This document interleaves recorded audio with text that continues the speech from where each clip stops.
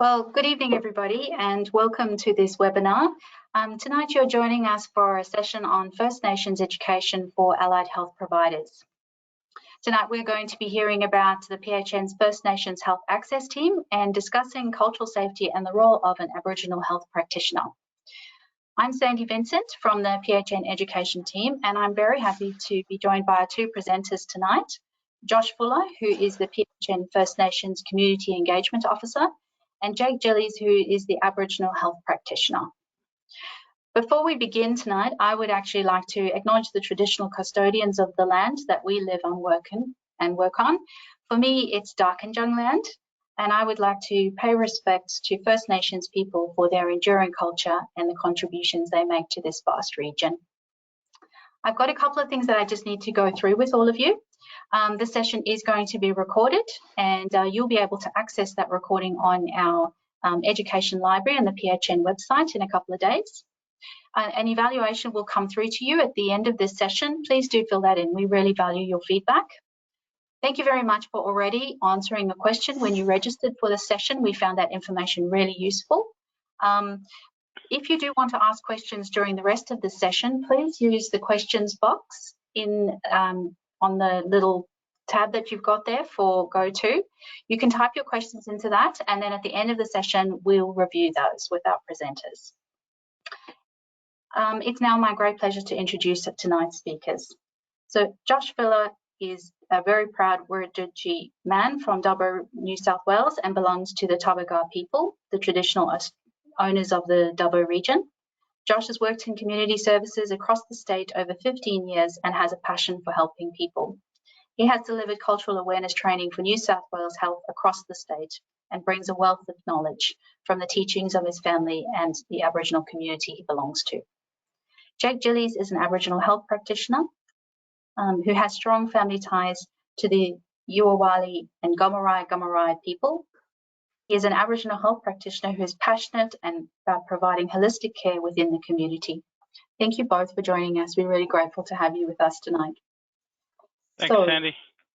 Thanks, Sandy. I'm going to give Josh access to start his presentation for us tonight.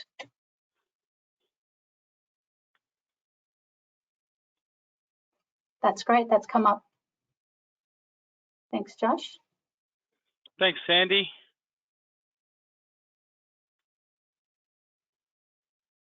I too would like to acknowledge the traditional custodians and lands on which we are today. I come from the Wiradjuri people of Dubbo, New South Wales, and belong to the Tabaga clan. I'm currently working on a Awabakal land. I'd like to pay my respects to elders past, present and emerging, and here at the PHN we respect the continuous culture Aboriginal people have with the lands, waters and seas. Welcome everyone. So this presentation today is for our allied health professionals and providers within the allied health space. So this presentation was given last year, and I've just noticed I haven't changed the date from 2021 to 2022. But this is a space where us at the PHN want to be able to branch out into the allied health practices, and this is what we're currently doing with our GP practices, and what I'm going to talk about today is about how we do that, what we can offer you guys in your practices and in your allied health business, in how to engage and work with mob in your communities and in your areas. Yeah. The acknowledgement of country is very important. So we have two different things with when we're acknowledging the country that we're on. So one is called an acknowledgement of country, and one is called a welcome of country. So we can acknowledge country. Anybody can acknowledge country. Everybody acknowledges, you know, the country that they are meeting on, wherever they are, for whatever reason. A welcome is usually done by an elder or a traditional owner of that area. So it can only be done by an elder or a traditional owner of that area, and people who have been given permission to welcome people onto their land. Why do we do this? Why is it so important? it's important because Aboriginal people have been left out of a lot of policies and a lot of decisions that have been made over the years, and acknowledging that in just saying a few words before a meeting or before an event, it means a lot to Aboriginal people in saying that we acknowledge that you were here, you are here, and we acknowledge that you are the traditional owners of this land that we all share together today. So that plays a big part in reconciliation, I think, and yeah, that's why we do it. Sorry, I've done something here. There we go. Sorry. Yama, you might see a lot of that word being said. So it's a Wiradjuri and a Gomeroi word for hello. So when we say Yama, we're saying hello. So these are the contents we're going to cover tonight. So the acknowledgement of country we just went through. We're going to talk a bit about the PHN artwork. We're going to talk about who we are, what we can do to help, who our team is, what education sessions are available for allied health, with 1 being cultural awareness, 2 being ITC, 3 being closing the gap, and 4 being cultural safety. We're going to talk a bit about why asking the question of ethnicity is so important, and also the resources that we have. The referral form doesn't really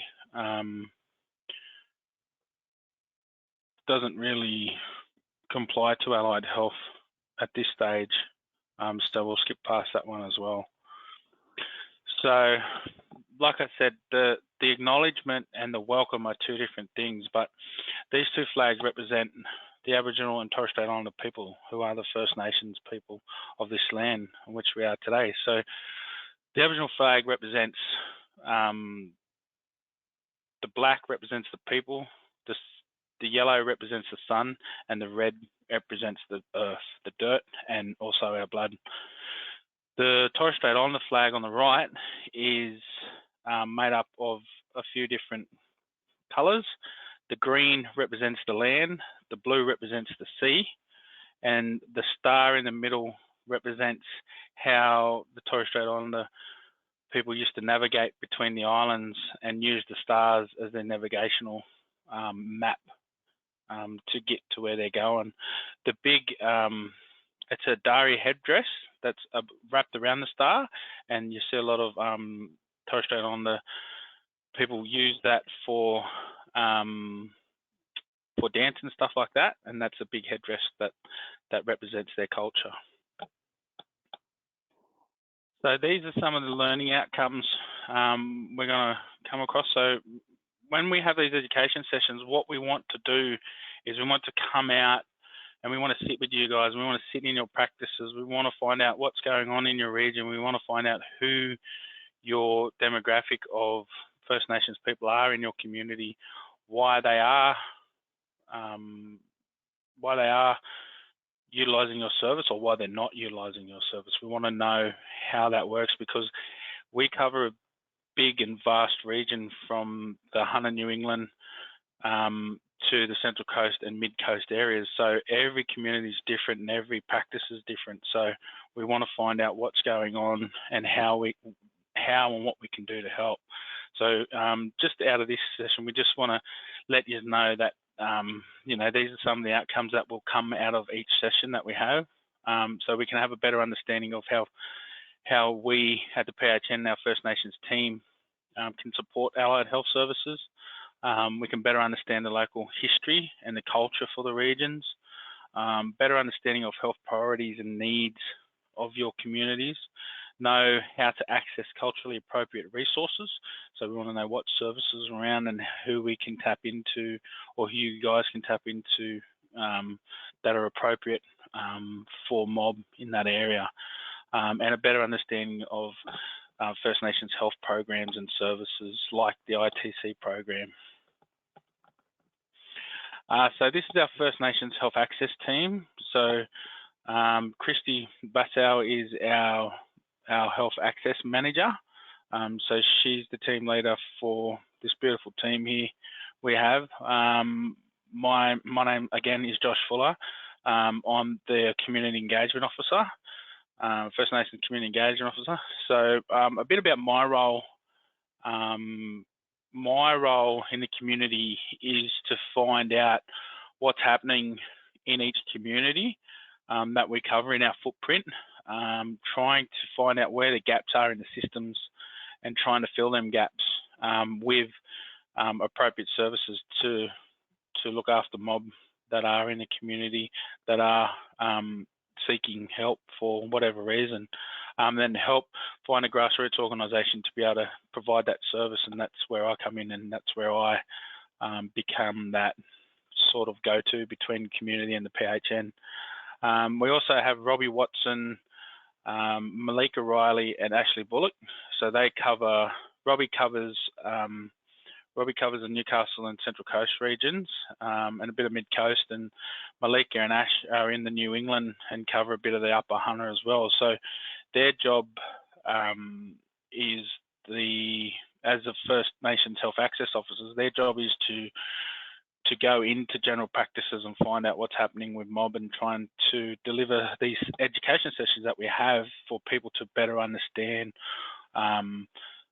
Aboriginal people and First Nations culture and what's happening in each community, and trying to educate them around the issues that are pressing with First Nations health. So that's what the PHN are trying to achieve here in this allied health space at the moment, is to try and branch out into that space and trying to help the allied health space better understand how mob are utilising or aren't utilising services that are available.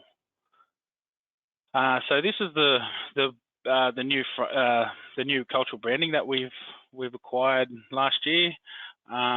It represents the First Nations logo is references to the cultural practices and historical use of natural tools such as coolamans inside the logo. Inside the logo are a number of patterns and images that references water, plants, flowers, boomerangs, and stones, which were used for sustaining life and food sources. So this represents that, and we thought at the PHN that this was a beautiful piece of work, and the whole organisation has now gone over a whole new branding with within the PHN. So yeah, you'll see this on our shirts. I'm wearing a shirt now, actually. You'll see this on our shirts. You'll see it on our branding, on our business cards. You'll see it around the place. It's a beautiful, beautiful bit of work by a Gomeroi man that made that.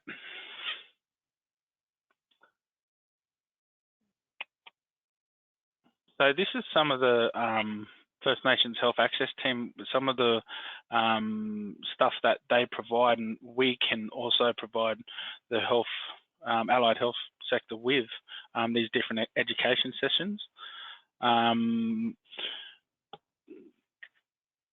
So the available education sessions for allied health are cultural safety, asking the question, allied health referrals when they're coming from general practice, and integrated team care, which is the ITC program.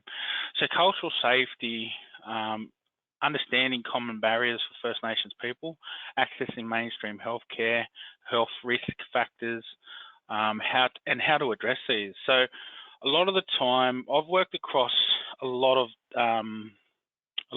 different organisations in community, and a lot of the time I find myself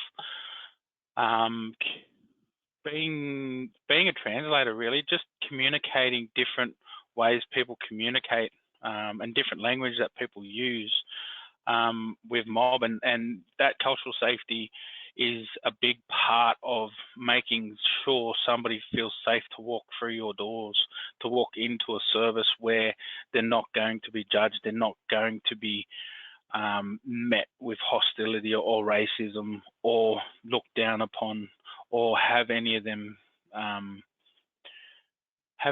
worries before they even go to an appointment, and have that anxiety before that happens. So this cultural safety education sessions all about how do we do that? How do we, as a practice, make sure mob are coming to us and they're looking after us while we're in community, you know? So that, yeah, asking the question, I think understanding the importance of identifying your Aboriginal and Torres Strait Islander patients, their ethnicity, and asking the question appropriately is a big thing amongst businesses and you know, GP practices and allied health practices, because you don't want to offend people. You don't want to you know, you don't want to have things go sideways, as they can sometimes do. So the education session about that is about how do we ask that question appropriately, what to say, what not to say, what are the do's and don'ts, what are Aboriginal Torres Strait Islander people likely to do or say when the question is framed in a certain way, or you know, what you can and what you can't ask. Sometimes a lot of our mob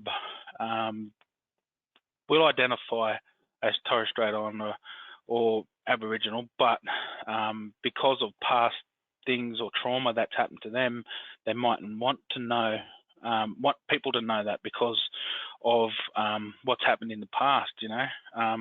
Just for an example, I had an old lady, she used to live across the road from my grandmother growing up, and she used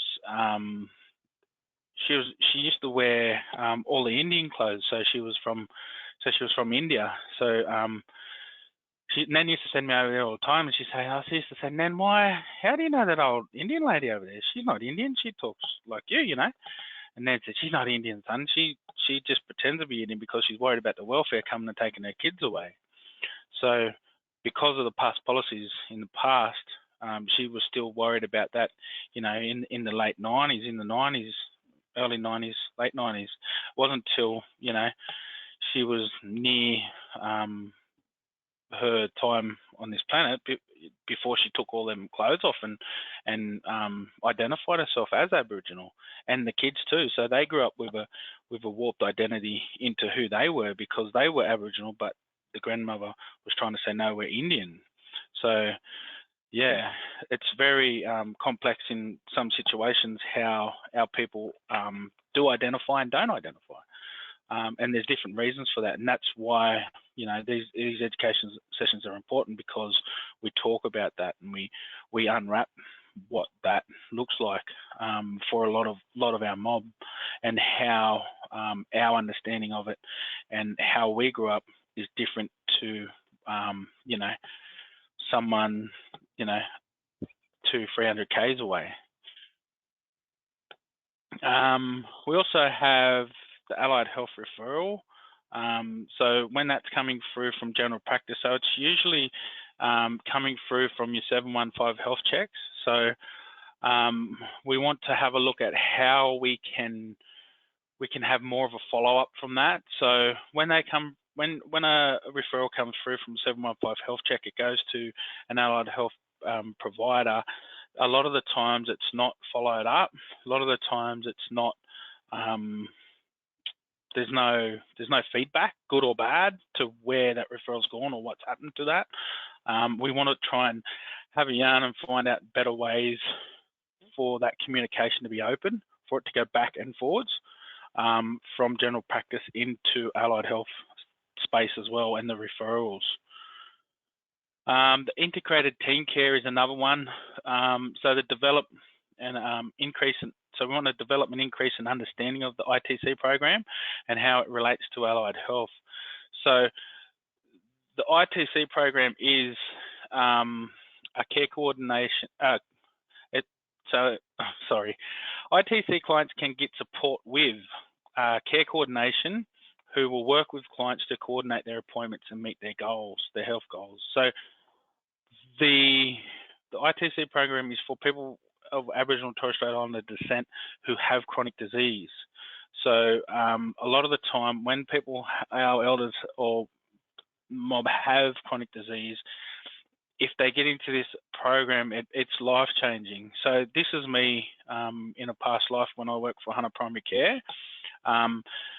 and that's a picture of some of the promotional stuff that we had. But when I worked at Hunter Primary Care, I didn't work in the ITC program. I worked in mental health capacity in the Udiddleton program. So I used to work with mob with mental health issues in community, but to put a couple of clients over into the ITC program actually changed their lives. So things like transport to medical appointments, having a care coordinator there to coordinate their appointments, because they're already sick, they're already going through a lot. They can't keep track of what's going on, where they've got to be, how they're going to get there, things like that.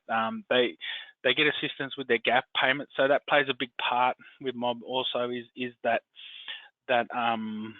private specialists are available, but they can't afford to go and see anybody because they don't have any money. They're usually on a pension, or they can't afford to catch a bus to their appointment, let alone pay, the gap fee. So sometimes the assistance with the gap fees with a private health specialist is available.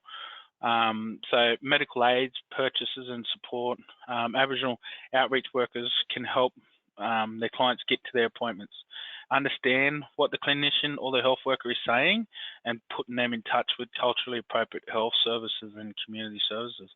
So again, a lot of the time that communication is lost. Like mob will sit there and they say, yep, and they'll say they understand, but they'll walk away and they say, well, what did the doctor say? I don't know.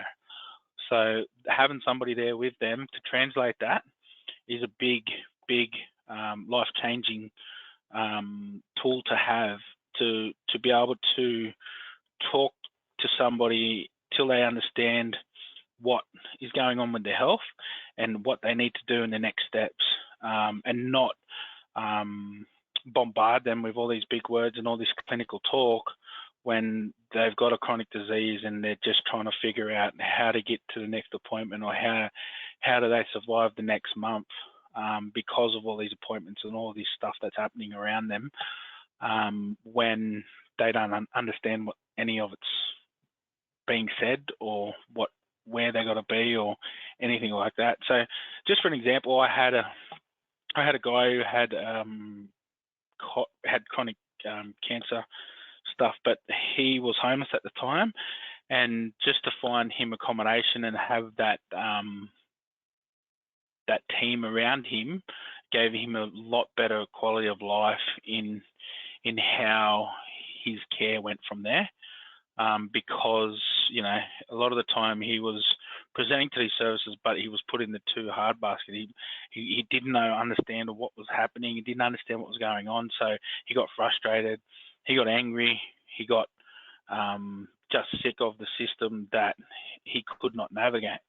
But once we paired him with an Aboriginal outreach worker, and they started going to appointments with him, he started sharing more of what was happening. Then the doctors and the team were able to help him more, because he had that person to talk to that he trusted, and he gained trust with just from being mob, been in and out of systems all his life. But when it came to his health, he was just throwing his hands up and said, "I've done," But just to have that team and put that team around him, it changed his life and his quality of life.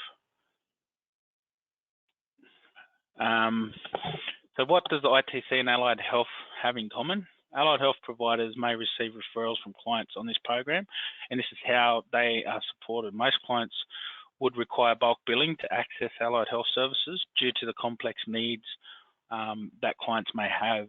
Examples have been identified by general practice as having chronic disease and require complex care coordination, are at risk of hospital admissions due to their ill health, have trouble accessing and using the right services for their care, have trouble managing multiple services and appointments, costs associated with private appointments, long waiting lists in the public sector.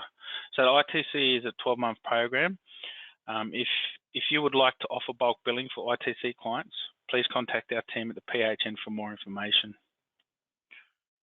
ITC providers across our footprint, which is the HNECC, which covers from the Central Coast up to the Mid Coast out to the whole of the Hunter in New England. So Hunter Primary Care is here in Newcastle. Yeren is the Central Coast in Wyong. Biripi is Taree Foster. Oh, Taree, sorry. Healthwise is Tamworth. Tobwabba is Foster, and Ungaroo is Singleton. Brother boy Jake Gillies, who's going to have a chat to you guys a bit later, he's currently out at Singleton working with Ungaroo.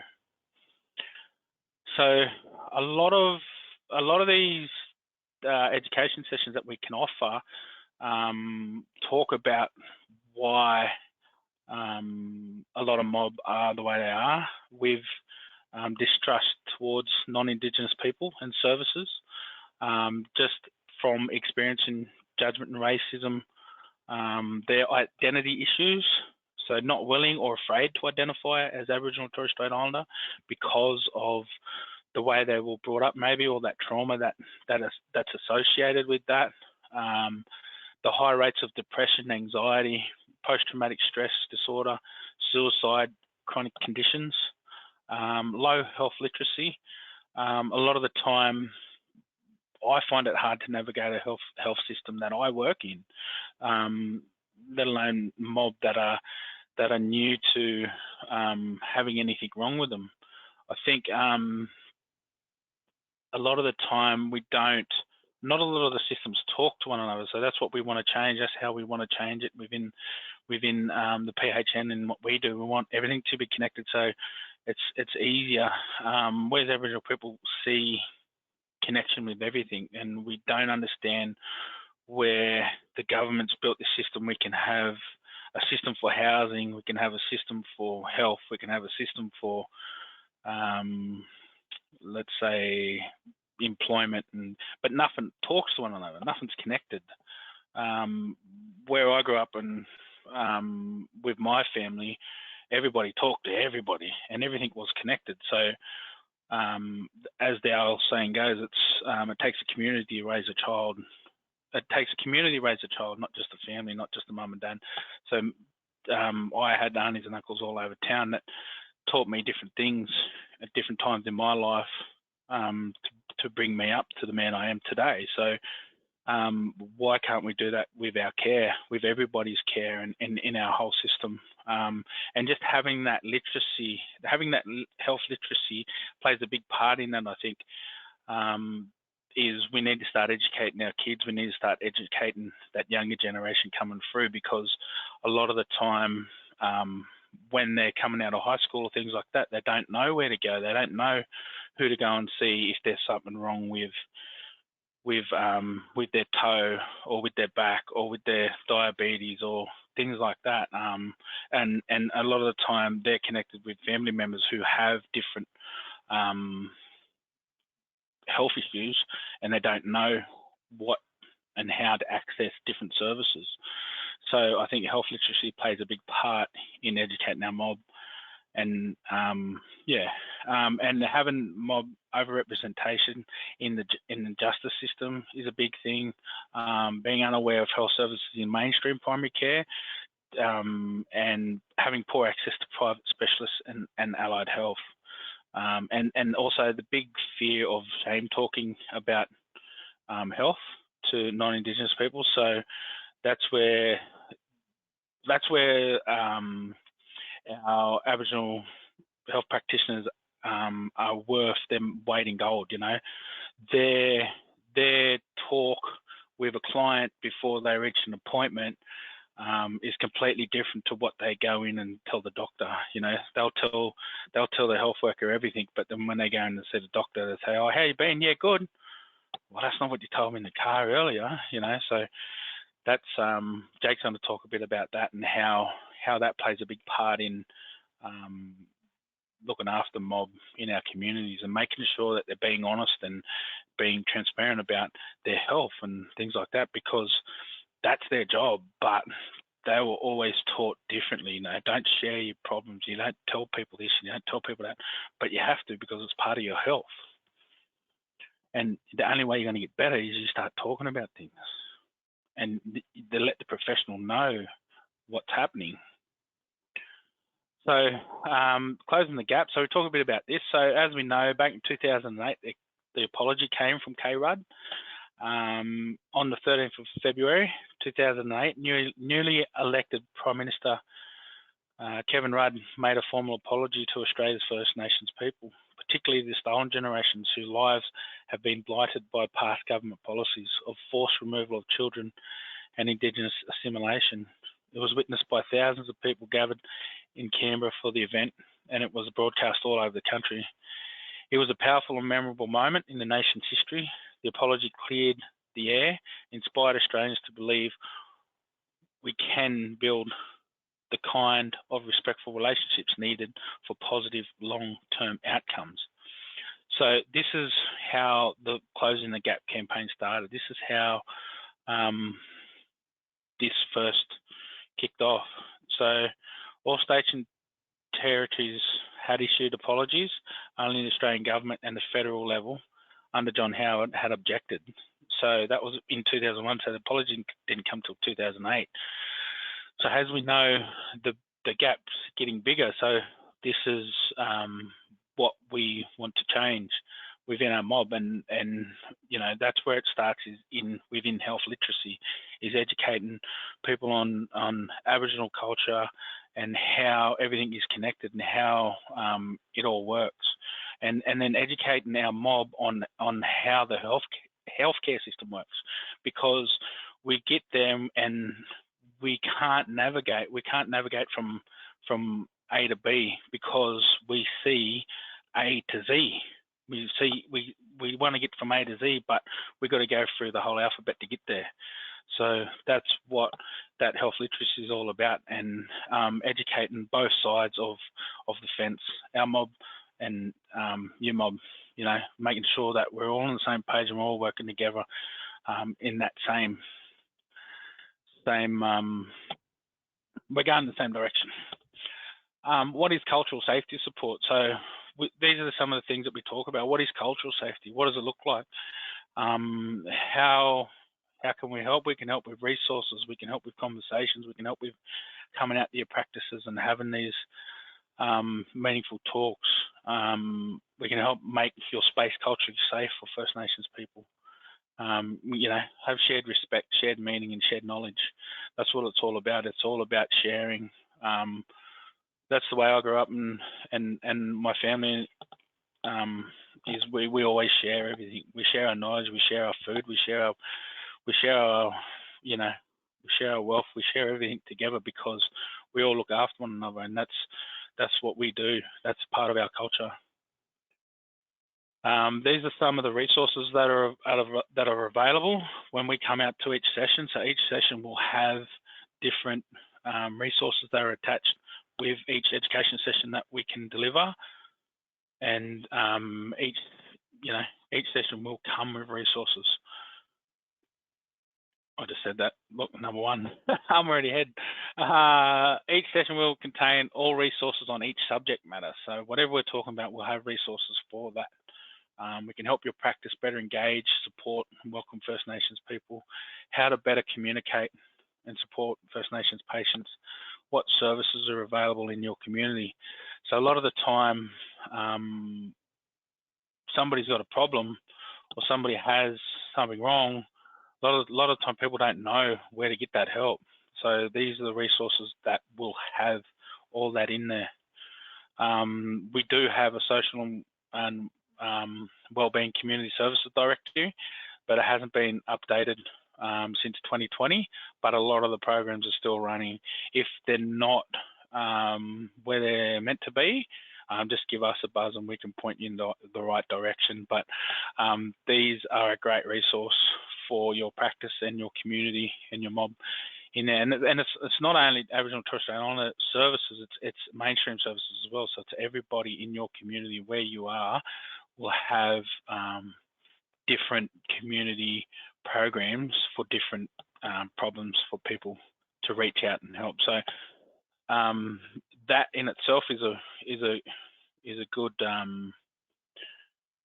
it's a good communication tool to have, is say, well, here, if you're having problems with housing, what's going on? Let's have a look in the directory and let's go and find you the right help that's needed, because I'm here, I'm an allied health service, but I can't help you with whatever's going on this way. You know what I mean? So, yeah.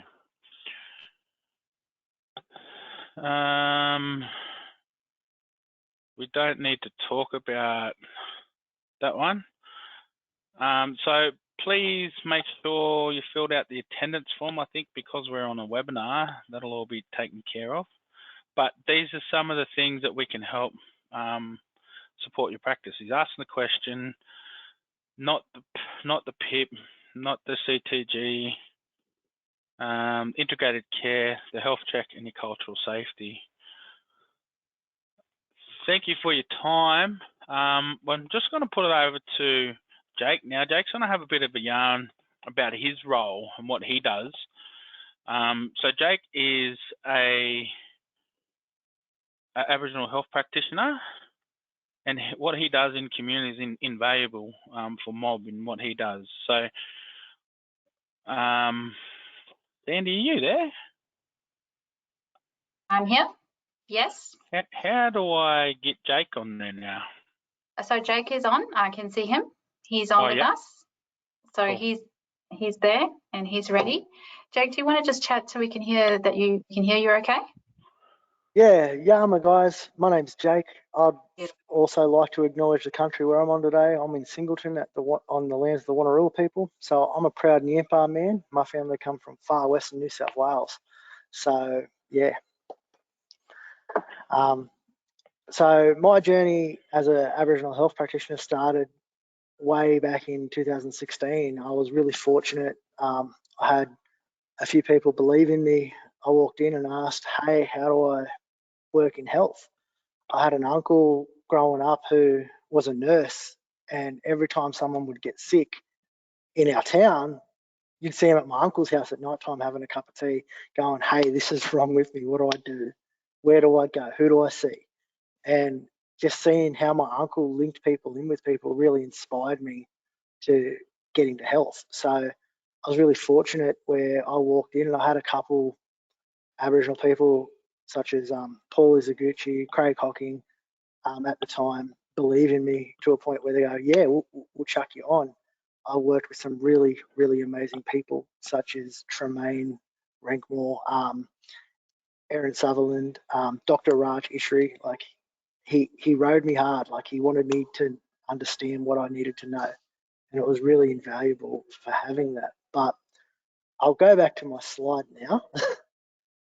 I'm talking real fast. Sorry, Jake. So yeah, no, what he does, what Jake does in community with Mob is invaluable. And you know, having a Aboriginal health practitioner in your service would really help Mob. If you're struggling, you know, to connect with Mob. Just having somebody there that they know is down the road, just say, it's Jake, I'm going to go down to see Jake because he's down the road there, and that service is all right. A lot of the time, once a service gets a bad name, it goes through community like wildfire.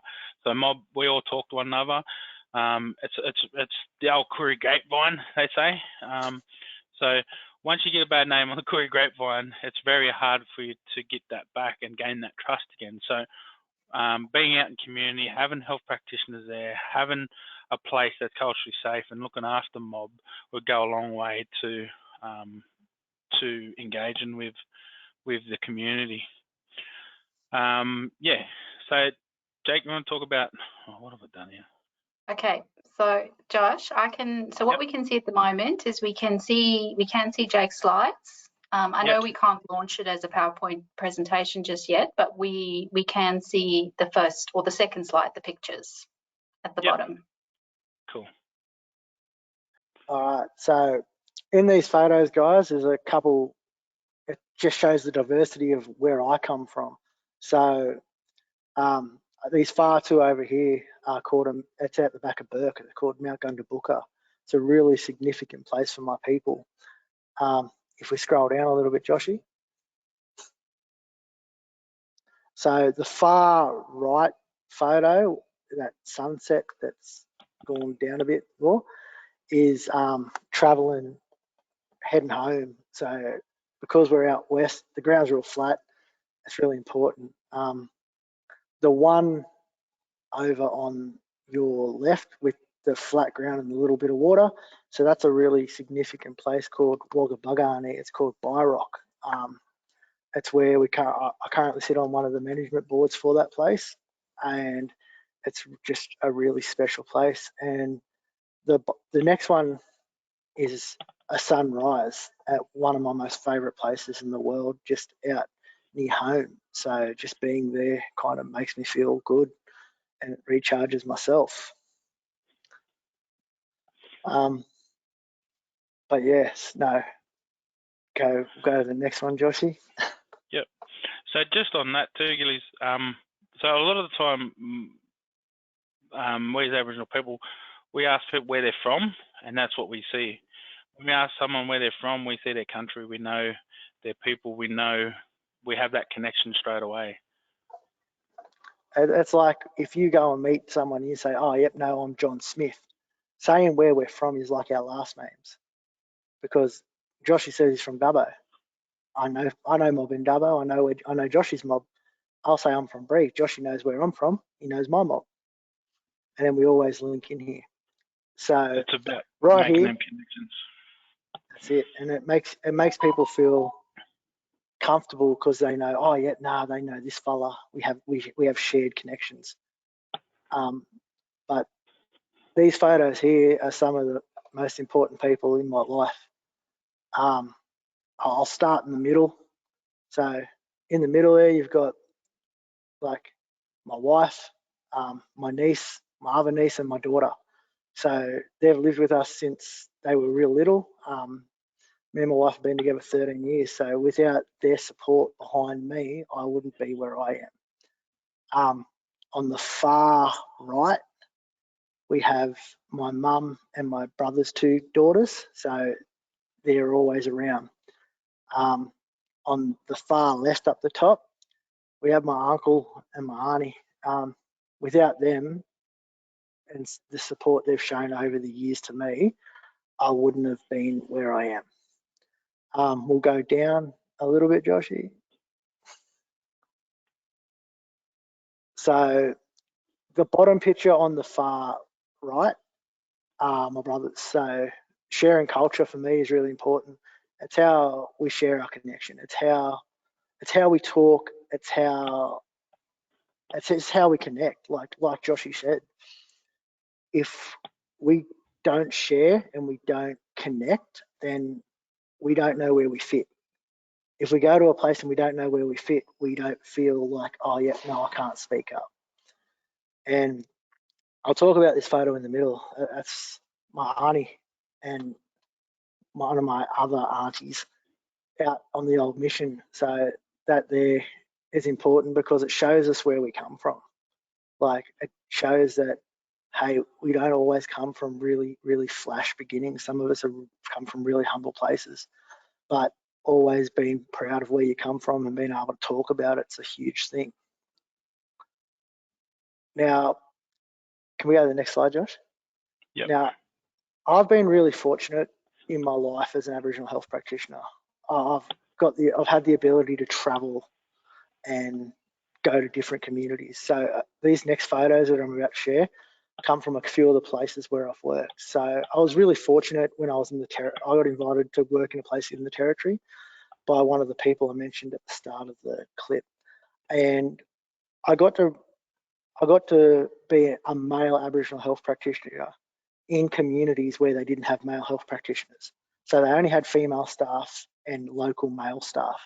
So being able to close that gap in a way where I was able to liaise with the doctors for blokes who didn't feel comfortable speaking to a female doctor in a community was invaluable, and it was a life-changing experience for me. So I was really fortunate. I got to work in 16 different communities across the Northern Territory. So a couple of these are just photos from that, where The first one here is literally Sam. Sam was a trainee health worker, so he worked with me. So he was my language barrier. So when I had old people like the photo next to it, Uncle Jimmy come in, Uncle Jimmy didn't speak English. So Sam would translate for Uncle Jimmy. The bottom one on the bottom left was, there's me and one of the doctors, and the boys took us out hunting every afternoon. So it wasn't just, yep, we'd go out hunting. They'd take us hunting. It was a shared thing. So we'd work with them and they'd take us and show us places in their community. So literally the next one on the bottom is me, Anthony, and my brother.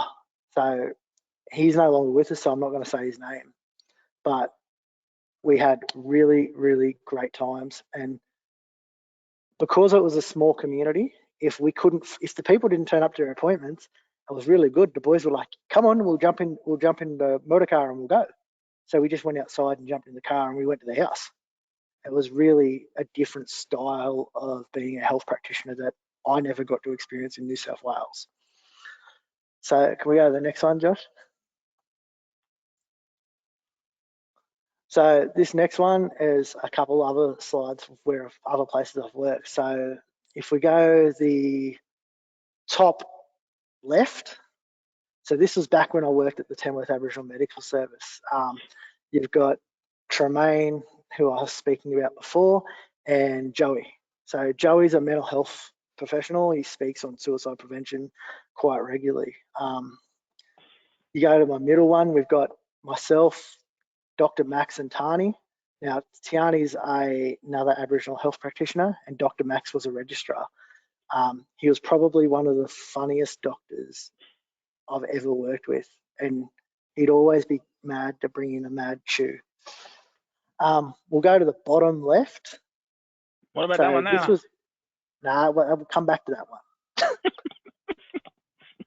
The bottom left one is my time when I was really fortunate. I got to go back to my wife's community and work. So we worked in Walgett. I got to work with some amazing people out there, and I was in the suicide prevention team as an Aboriginal health practitioner working in suicide prevention.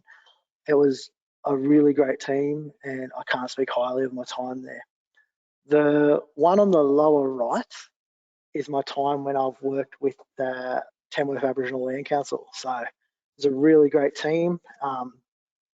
We were able to impact young people on a mentorship level rather than a health level, which was a different side of things for me because I never got to do that, like more one-on-one as a clinician. And then you've got where I'm currently at now. So scroll up, Joshy. Legend. So where I'm currently at now is Ungaroo in Singleton. So for 2 days a week, I'm in the clinic as an Aboriginal health practitioner, and the other 3 days, I'm the Aboriginal mental health worker. So for me, it's been really invaluable here because Aboriginal men, especially, we're stubborn. We don't go to the doctor unless we're dying. And then when we do go to the doctor, oh, how you been? Yeah, no, good. Are you sure? Yep, no, I've been real good. I do that now. I work in health. I had a heart attack. I went to the doctor not knowing that the hospital already told him. He's like, oh, how you been? No, I'm good. Mate, bro, you had a heart attack. Oh, how do you know? So, and I'm a health practitioner, so I get chipped up the ear by one of the old other aunties who work here too. And I had a really interesting experience today. We had a non-Aboriginal staff member ask, when is the right time that I can call someone auntie and uncle? And I'm like, it caught me by surprise because I've never had to think of it from that perspective, because being an Aboriginal man, I've just always grown up. Anyone older than me, I'll call auntie or aunt, auntie or uncle. But it caught me by surprise, and I said, oh, well, look, it would come down to a respect thing. If you can articulate that you're being respectful when you say it, you'll be able to say it. And then it comes down to each individual that you say it to. They're either going to say, please don't call me that, or, nah, you're right. Nah, you're right. especially old aunts that I get here that I'll call, hey aunt, and they're like, oh, how you going, bub? Like real old aunts, but yeah. I've also been really fortunate by the PHN that I work on. I'm currently sit on the primary health allied, the allied health. Joshy, help me out here. The allied health reference group for PHN, and I also currently sit on the Crown Land Management Board for back home and a couple of the TO sites for back home as well. But Josh is sharing my contact details there. If you got any questions, feel free to shoot me a text, email, give me a call. But I'm going to give it back to Sandy now because he might have some questions. Thanks, Jake. That was awesome, Bubba. Thank you. That was really awesome. And I'm sorry, guys, we did try to launch the presentation, but we had issues. But we thought that it was really worth seeing those pictures, so we just had to make do. But thank you. I really enjoyed looking at those pictures. Thanks so much, Jake. Thanks, guys. Right. I actually don't see any questions that have come through. Folks, please do write your questions into the question box. In the panel, there's a little arrow next to questions. If you hit that, it'll open up a bigger box and then you'll be able to actually write some questions in there. So please do send those through. We do have some more time, so we can wait for those. Oh, hang on, here we go. Here's one. This is from Rowena. Is the ITC program for adults and peds or pediatrics? No, I think it's 18 plus. I think there might be like exemptions in different areas, but I'm not real sure. But I'm sure it's it's adults only. Okay, great. Thank you. So then there's another question from Damien. Is it okay for non-Aboriginal people to use terms like mob or fella? Yeah, it depends what kind of context you're going to use it in.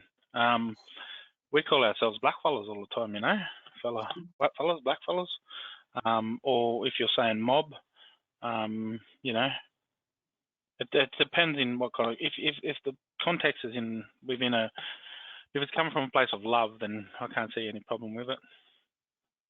Yeah, I think what Joshy says right. Like if it comes down to the context you use it in and the way you're saying it. Like if you're saying it in a respectful way, then it's going to be taken as appropriate. Nice. Thanks, guys. The questions are coming through now. That's awesome. So this is from Beth. How do we get past the I'm okay? You know, when you're talking about that.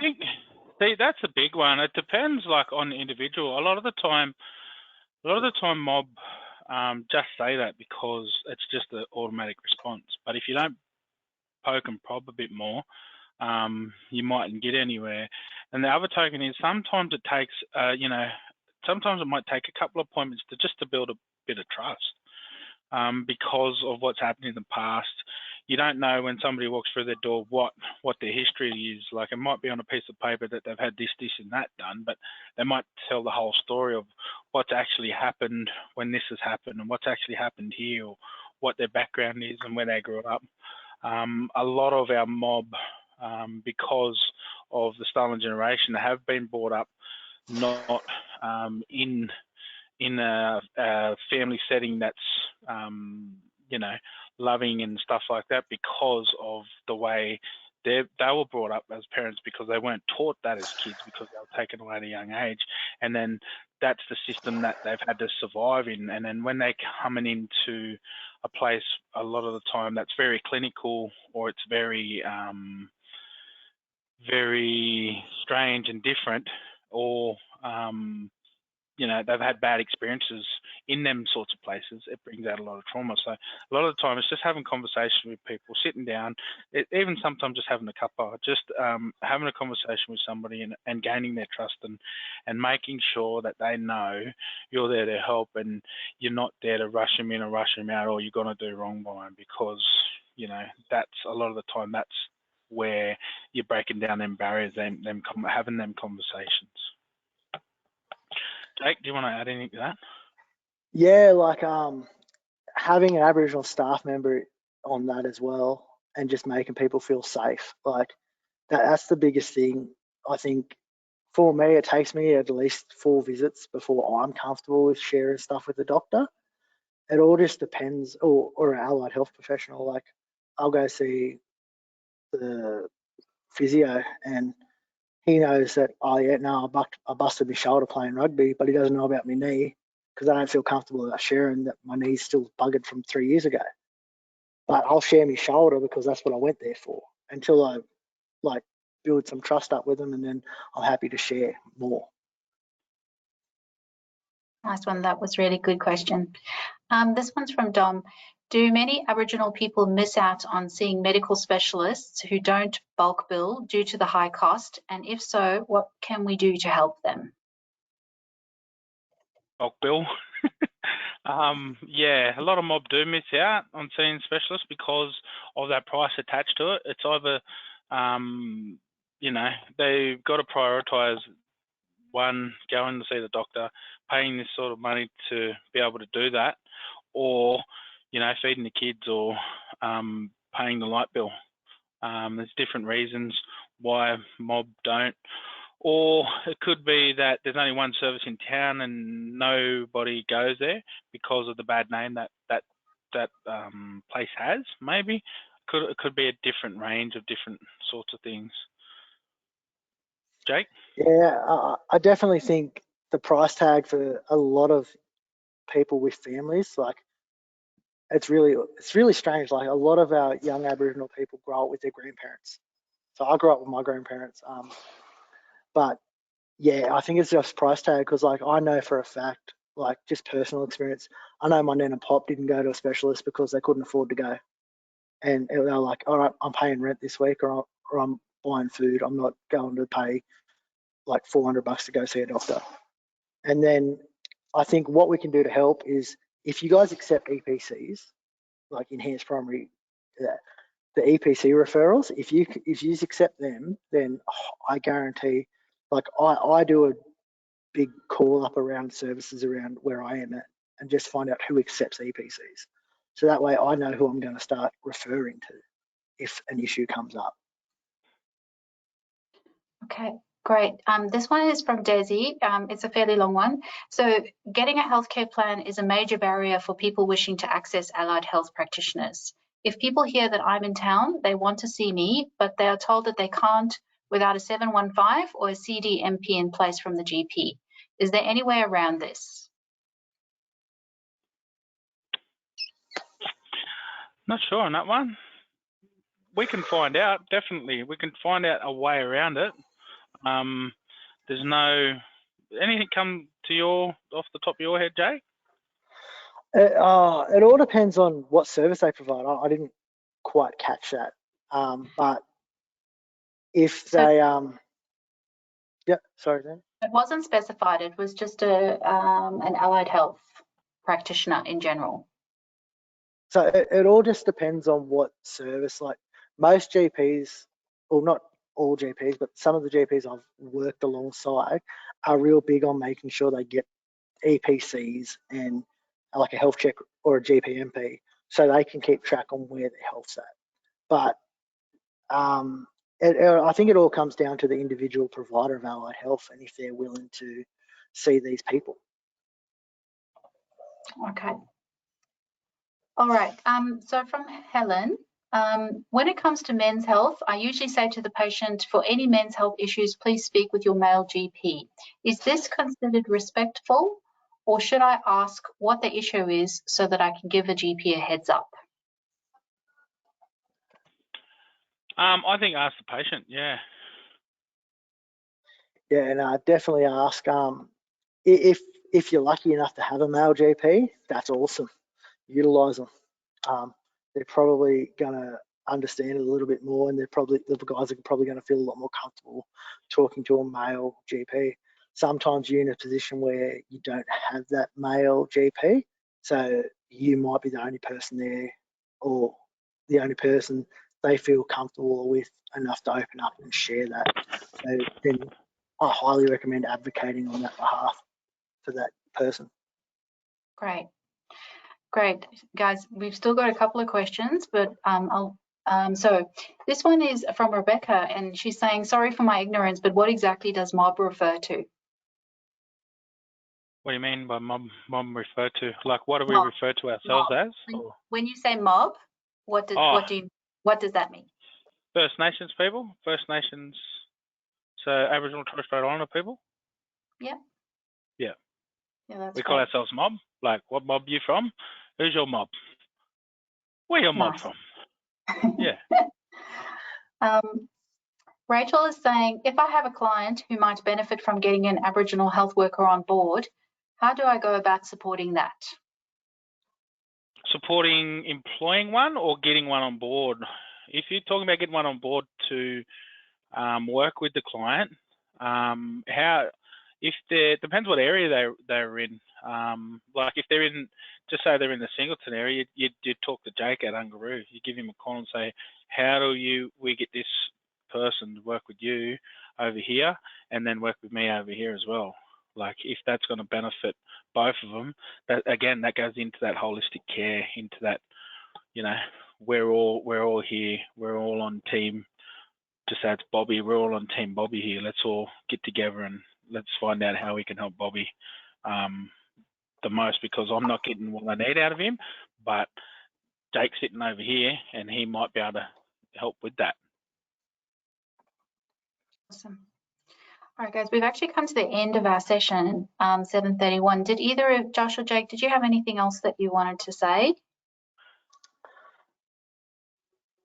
You go, Jake. We have gone through all our questions. I just want to thank everyone for taking the time to actually come and listen to us present. Like, I know it's a Tuesday and I know it's taken a lot out of your time to come and actually listen. And thank you for participating and asking questions. Like, without asking questions, you can't know what you don't know. So thank you, guys. 100%. Thanks very much, everyone. Thanks for your time. Please reach out to PHN. Please give us a buzz with any questions. Jake left his details there. My details will be there as well. Please let us know. We'll come out and have a yarn, teach you practices. And yeah, we're here to help. How can we help? Just let us know. And we'll come and have a yarn, have a cuppa. And yeah, thanks again, and stay deadly. Fantastic. That was really awesome. Thank you very much, everybody. Thanks for all your thanks. I'll pass those on to Jake and Josh. I really enjoyed that presentation, so thank you so much to both of you. One more thing, Sandy. I just want to give you a podcast to plug too. So we got a podcast coming out with the PHN soon. So just keep your ears out for that one. Awesome. And again, if you want any of those contact details, just the easiest thing, I guess, is to look on the PHN website, isn't it? Yeah, fantastic. Yeah. All right. And with that, I think I'm going to say good night and thank you very much, everyone. And this recording will be available on the website, so you can watch it again. Thank you very much and good evening, everybody. Thanks, Sandy. Thank you for joining us. Bye. Hello. Akatono.